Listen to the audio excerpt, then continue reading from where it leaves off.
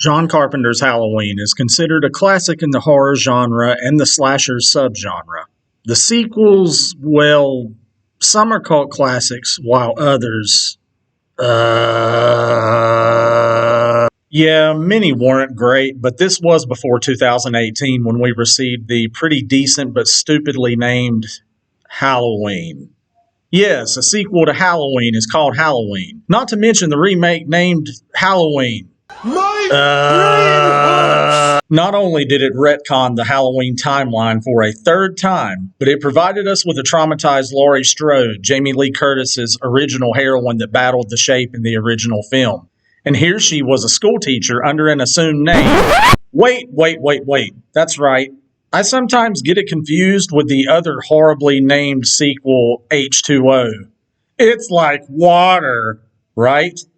The 2018 Halloween was basically similar to that film, but less CW-ish and more brutal in its presentation. I enjoyed it, don't get me wrong. It was a decent film with plenty of throwbacks to the original film and a great soundtrack by Carpenter, his son Cody, and Daniel Davies. But it did have some unneeded stuff in it that I'd talk about more in depth if I had more time, especially the subplots with the podcasters. Yeah, way to modernize, but in turn completely date your film, guys. Oh yeah, and that crap with Dr. Sartain. Now, the 2018 film was the first in an announced sequel trilogy of films directly connected to the 1978 film, ignoring all of the films in between, and now, after pandemic delays, the second, Halloween Kills, is upon us. And, well, it's been really divisive to say the least. Love it or hate it, Halloween Kills exists, and it's true to its name. It kills, but does it slay? Is that the cool term? Oh, I'm 3 years too late? Ah, shit. Let's get to it. This review will contain some spoilers, major and otherwise, so you've been warned. And plus, if you're a true horror fan and you love Mike Myers, Michael Myers, then you've watched this on streaming or in a theater already. So, as a basic plot recap, there's not much you need to know. Like the original Halloween 2 from 1981 was to the 78 film, it's a direct continuation of the previous 2018 film. Michael's trapped in Laurie's house to burn to death, but not for long. As any slasher generally does, whether through their own actions or someone else's, he escapes, and he's majorly pissed, killing everything and everyone in his path. Seriously, he kills and kills and kills and pauses, takes a few breaths, considers doing his taxes, kills, wonders what to do for dinner that night, kills again. Anyway, we get some flashbacks to the night of Michael's attack on Haddonfield in 78 and finally learn how he was captured. And we are reintroduced to other survivors of that night, most of whom are played by the original actors, celebrating the killer's incarceration 40 years earlier before learning of his escape. While Laurie, her daughter Karen, and her granddaughter Allison recuperate in the Haddonfield Hospital, Tommy Doyle, played by 80s nerd Anthony Michael Hall, rallies the townsfolk to form a mob and take down Michael Myers once and for all. So, let's look at this in more detail. Be honest. The main reason anyone sees a slasher movie is for the kills, and this film delivers in spades. The gore is well done, some of the kills are inventive, and the violence is, at times, horrifying. We're talking throat slashing, body slamming, neck snapping, eye gouging, impalement, face stabbing. He racks up nearly 30 kills or so, and while it's really awesome for a horror gore hound like myself, it's kind of off-putting. What I mean is that Michael delivers death in the same way as Jason Voorhees of the Friday the 13th series. Each of the major horror slashers has their own modus operandi, and Jason is generally viewed as the outright rage-filled killer, using brute force and power in his methods. Michael, however, has a bit more finesse, almost mechanical in his sprees, and typically leaves corpses behind as some twisted form of Halloween decoration, which he does a bit in this film, but mostly he just slaughters with the unbridled anger of the Crystal Lake Killer. When I say this too, I'm talking namely of how Michael was earlier in the series, which this is supposed to be an extension of. I'm just conflicted in how I feel. I love the mayhem, but it feels slightly out of place. The music is awesome in this one too. I can't go on too much about it though, since there's not much to say aside from how good it is. The main theme is done in a more haunting way than before, especially during a unique flame-filled opening credits sequence. And Carpenter proves, along with his collaborators, how skilled they are with music of this caliber. As for characters, Jamie Lee Curtis again proves that this harder-edged take on Laurie is great. I enjoyed her in the previous film as a slasher film take on what James Cameron did for Ellen Ripley in Aliens, but here, they relegate her to a similar role that she had in the original Halloween 2, except not comatose for the majority of the runtime. Judy Greer is okay, though her Karen is kind of preachy. Andy Matichak's Allison is more interesting this time around, becoming a bit bloodthirsty for revenge and joining the growing mob that hunts Michael. Many of the side characters, however, are just there, though it was nice to see two character actors I loved in other things. Rescue Me's Lenny Clark in a small role and Mad TV's Michael McDonald as one member of a gay couple were standouts. But it was great to see many legacy characters return, though not all with their original actors. Kyle Richards, Nancy Stevens, and Charles Cyphers return as their characters Lindsay Wallace, Marion Chambers, and former Sheriff Lee Brackett, respectively. And as mentioned before, Anthony Michael Hall fills in the role of Tommy Doyle, rounded out by another actor, Robert Longstreet, playing former bully Lonnie Elam. I enjoyed their characters, though I wish there had been a bit more to flesh them out aside from what felt like mere fan service. This, in turn, makes the fates of four of the characters feel kind of disappointing more than anything. Oh, cool, I remember that character, and they're dead. Going off of that a bit, I wanted to give special attention to the stand-in they had for Dr. Loomis in the 1978 flashback scenes.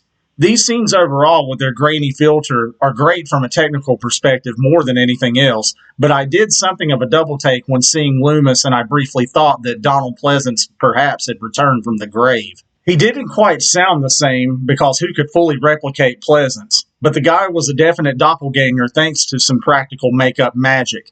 Even the efforts to make Michael Myers match his 78 look were impressive. Since I'm mainly focused on positives overall here, let me continue and say that Michael's look in this film, the mask, the movements, all of that by stunt actor James Jude Courtney, made Michael himself terrifying. Gone is the sleeker, quick-walking cat of Nick Castle's original portrayal, and it's all replaced with a methodical but brutal apex predator that seems fully single-minded in his spree. Much like what I alluded to with the gory kills, Courtney's Michael is as fierce as Kane Hodder's Jason, down to the quicker movements, the rage-filled intensity of his actions, the breathing.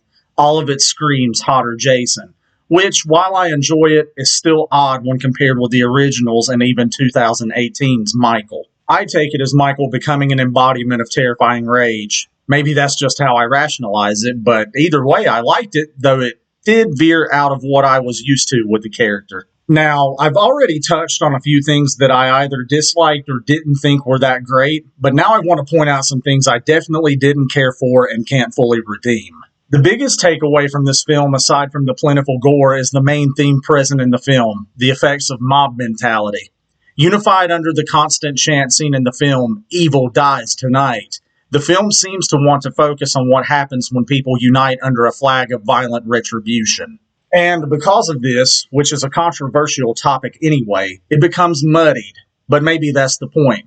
Regardless, while it doesn't get preachy with it like so many Hollywood movies do today with their political agendas and social commentary, it does feel kind of shoehorned into a movie about a boogeyman-esque slasher, therefore kind of screwing with the pacing of what shouldn't try to be a complex movie anyway. And as a writer, I get the importance of symbolism and all, especially present in Laurie's ending speech about how hatred and rage cannot stop evil, followed by an admittedly cool scene of Michael putting on his mask to be beat down by the mob and then slaughter them all when they get overconfident. But it doesn't feel authentic. That, and it seems to take away from the other major players, the trio of heroines and the villain, by skirting around social issues without fully committing, and that's a sin in itself. The dialogue at times can also be really hokey and clunky, most especially when delivering exposition or talking about the evil Michael represents. Look, all Halloween fans know the speeches Loomis delivered about Myers in the original, and as one of those fans, I love them. Conscience, no understanding, and even the most rudimentary sense of life or death, of good or evil, right or wrong. But even I'll admit that, to an extent, they can come off as corny based on delivery alone. But Donald Pleasance was someone who could deliver lines from a Power Rangers episode with conviction and power to convince you it was genius writing. Even the weakest writing can be vocalized into a masterpiece by a master at their craft, and character actors can be superb despite how many view them. Can you tell that I love Donald Pleasance? Now, some of the speeches from Jamie Lee Curtis are done very well, and I even like the speeches from Anthony Michael Hall, but some of the others, I'm thinking of the cops in the 78 flashbacks, yeah, they're kind of a chore to sit through. Lastly, and this is a gripe from many major reviewers that I can't help but agree with, this is a film that doesn't feel as though it contributes much to the story or mythology of Halloween. Sure, it gives little plot twists, Sheriff Hawkins accidentally killing his partner and stopping Loomis from killing Michael in 78. Laurie learning that Michael never came after her on purpose but was manipulated by Sartain in the previous movie. Still a monumentally stupid plot thread, by the way, but they don't seem to go anywhere that we can't already figure out on our own. We know this will lead to Halloween Ends next year, which promises a final battle between Laurie and Michael, and ultimately, I wish she had more of the other characters with her in this battle that we'll see next year. Now, not wanting to rant, but so help me if the writers pull the same crap we've been seeing in other films and kill Laurie Strode off in her final fight, which I see becoming a cheap out that everyone keeps taking in movie series and trilogies. Yeah, Hollywood writers. I read Beowulf and other epic hero stories too, where the hero dies in the end. I'll go Michael on Sartain's head on someone. One last little thing. To all the people who tried to petition Michael Myers murdering a group of firefighters, are you kidding? It's okay for him to kill animals, young children, nurses, doctors, police, teenagers, but we draw the line at firefighters. Stop being weenies. A weenie? You are the weenie! So, does Halloween Kills kill the competition? Not really. It exists in something of a void. It has some great stuff to it, but kind of like Halloween 2018, portions of the ideas work but are slightly derailed by other parts that simply don't work. I didn't go into this expecting an intelligent film. This is called Halloween Kills after all. I didn't expect it to have the same nuance of much of Carpenter's work. To detractors, remember, he did the music and was a consultant. He didn't write or direct. But I did expect gore and got buckets of it. Sure, I'd hoped the story would have been deeper and progressed the mythology further, but for what I expected, I wasn't displeased. It's not scary, few movies ever are to me now, but Michael's a force of fury. He kills the ever-living crap out of a lot of people, the highest body count of any slasher in any single movie, apparently. And the callbacks, main actors, and the music are all great. But if you want more, or if you're a weenie, then go somewhere else. This movie makes no secret what it is or who it appeals to. Don't like it? Don't watch it. I give Halloween Kills a 6 out of 10. Nowhere near the worst of the series.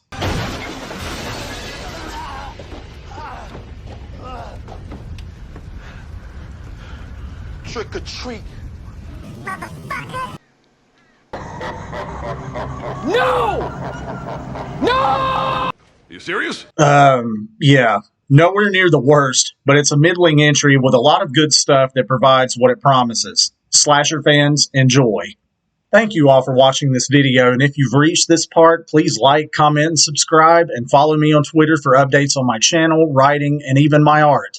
More reviews like this, along with new views videos on other movies and games will be coming soon. Later!